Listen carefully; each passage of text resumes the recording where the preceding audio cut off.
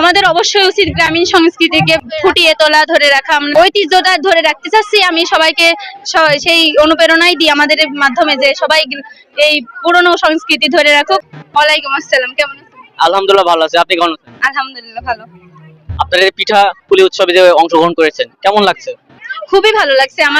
আমরা 2 বছর যাবত পড়ছি, সেকেন্ড ইয়ারে, এবার প্রথমবার পিঠা উৎসব আমাদের পড়েছে। আমরা নিজেরাই স্টল দিয়েছি, খুবই ভালো লাগছে। আপনাদের এই স্টলের নামটা কি? আমাদের স্টলের নাম ডক্টর সেলিম আলদিন। উনি একজন বিশিষ্ট নাট্যকার। উনি জাহাঙ্গীরনগর বিশ্ববিদ্যালয়ের নাট্যতত্ত্ব বিভাগের শিক্ষক ছিলেন। আমরা স্টলটা যেহেতু নিজের পছন্দ মতো হয়েছে, সবকিছু তার ইচ্ছা অনুযায়ী সাজানোর ব্যবস্থা করেছি। তিনি গ্রাম্য সবকিছু পছন্দ করতেন। আমাদের স্টলের থিমটা আপনি দেখেন, সম্পূর্ণ গ্রামের স্টাইলের। তো সবকিছু তার যে মনোভাব, সেটা আমরা উঠিয়ে ধরার চেষ্টা করেছি।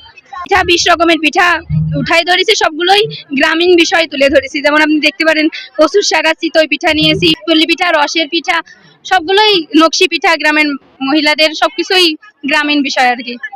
মাটির পাত্রর বিষয়টা সব থেকে বেশি আমাদের কাছে গুরুত্ব দেওয়া হয়েছে, কারণ আগের সময় তো মাটির পাত্রই ছিল, এত কিছু ছিল না। থিম হচ্ছে ডক্টর সেলিম আলদিন। উনি হচ্ছে গ্রাম্য মানুষ ছিল। উনি গ্রামের সবকিছু পছন্দ করতেন। উনি নাটক লিখতেন গ্রামের মানুষদের জীবন কাহিনী নিয়ে।